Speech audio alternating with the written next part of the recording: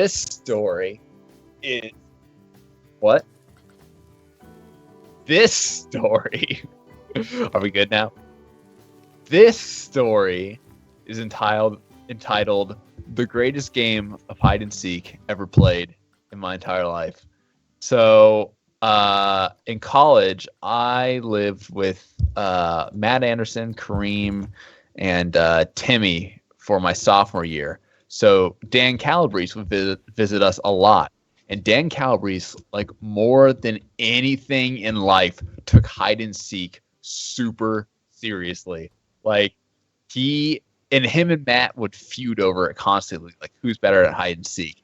And like we wouldn't even want to play hide and seek. Like we would be like we'd have like girls over and shit, and like they'd turn off the lights. Like, what are you doing? They're like, we're playing hide and seek. Shut up. Like, damn it.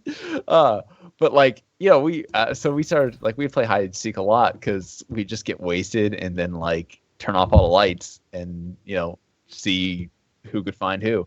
So anyway, this one time we were in Nova at my house, and Dan and Matt were there, and they were always trying to see like who could last longer without getting found and stuff like that.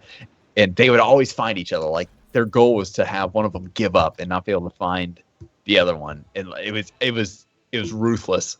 So anyway, we're in Nova at my house, and there was a pretty big group of us over. I think it was like 15 of us, and like we turned off all the lights and we were playing hide and seek. And I was hiding behind the big TV in my room, and I wasn't found for a while. And I was feeling pretty good because I thought it was a good spot, but I got found like towards the end. And like just to preface how serious these people are about hide and seek, we played hide and seek at Matt Anderson's North Carolina beach house. And this motherfucker, it's in the dark, it's midnight, and he gets a black trash bag and sits in like a shadowy corner. And like we couldn't find him because it was so dark. Then Kareem, that same night, Kareem found like a he realized that one of the couches had like a like fucked up bottom, so he hid like under the cushions in a couch, but he was low enough so that you would sit on it and not feel him, and like we couldn't find him at all. But anyways, at Surrey House,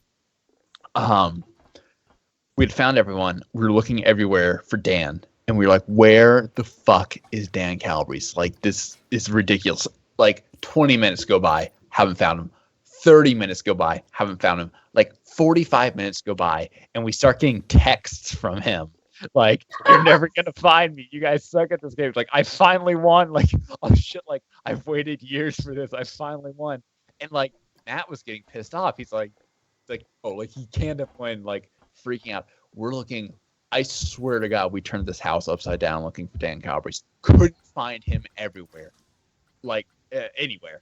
Like it was out of this world. So finally, we're like, we can't. Like, what? Where the fuck are you?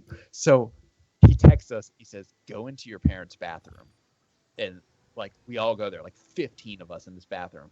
He's like, "I want to hear Matt Anderson admit I'm better at hide and seek, or I'm not gonna come out." And like Matt was like, "No, no!" And like finally, like you have, like we can't find him. So finally, he like out loud, he's like, "Dan Calabrese is better at me than hide and seek." So then he texts us. He says, "Are you ready for me to come out?" I'm like, yeah, where the fuck are you? And he just texts us. And he says, "I'm in the walls." I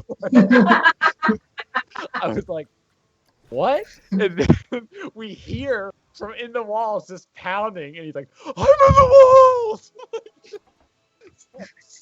Clean the walls in our house. Can't like it's found in the corner. Literally, it was like 1 foot, like a foot and a half in diameter circle, like that led to like the inside of the walls. And he had crawled into our walls and was hiding in the walls. He had all this like fucking drywall all over himself. He came out and he was like crying in joy that he had finally won. He was just like, "I'm in the walls!" I'm like, what the fuck? So that's the greatest hide and seek story ever.